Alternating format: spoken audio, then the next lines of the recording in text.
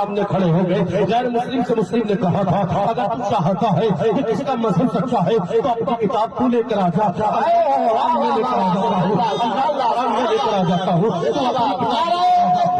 کتاب لے کر آ جاتا ہوں. تو اپنی کتاب لے کر آ جا, تو اپنی کتاب کو مجھ پر رکھ. میں اپنی کتاب کی تعظیم کرتا ہوں, تو اپنی کتاب کی تقریر کر لے. میں اپنی کتاب کی توقیر کرتا ہوں, تو اپنی کتاب کو بہتر سمجھتا ہے. میں اپنی کتاب کی توصیف بیان کرتا ہوں. تو صحیح دونوں میں اختلاف جیسے ہوا تو کہا تھا بھائی کنواں کھود لے. مطلب اسلام کا ماننے والا کب برداشت کر سکتا ہے کہ اللہ کے قرآن پر کوئی انگلی اٹھا دے. یہ اللہ کا قرآن ہے, آج اس کو پڑھنا تم نے چھوڑ دیا ہے, آج اس کے پوری تم نے بنا لی ہے.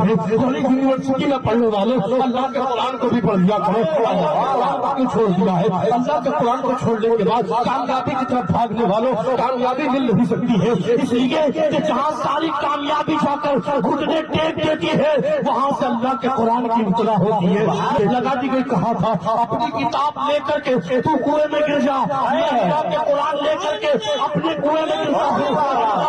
بات بڑھتی چلی گئی, مقام آگا آ گیا, مسئلہ بڑھتا چلا گیا.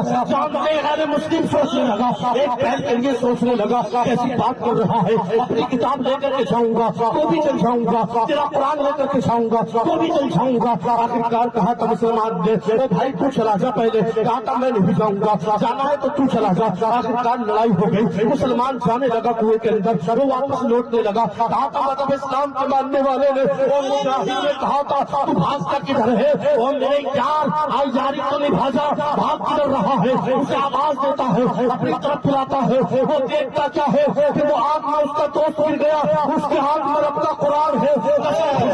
قرآن ہاتھ میں ہے, آگ ہے, قرآن ہاتھ میں ہے, لٹا ہے, قرآن ہاتھ میں ہے, وہ انگاروں میں ہے, قرآن ہاتھ میں ہے, وہ کنویں کے اندر موجود ہے. آپس میں بھاگ کر کے ایک غیر مسلم آتا ہے, بچانے کی کوشش کرتا ہے. وہ جانتے عالم کیا ہوتا ہے, وہ کہتا ہے بھائی تم نے کیسے عالم کر لیا, کیسے کنویں میں گر گیا. کہا تھا میرا ایمان ہے اس ہاتھ میں قرآن ہوگا آگ پھول بن جائے گی, لوٹتے جانے لگا.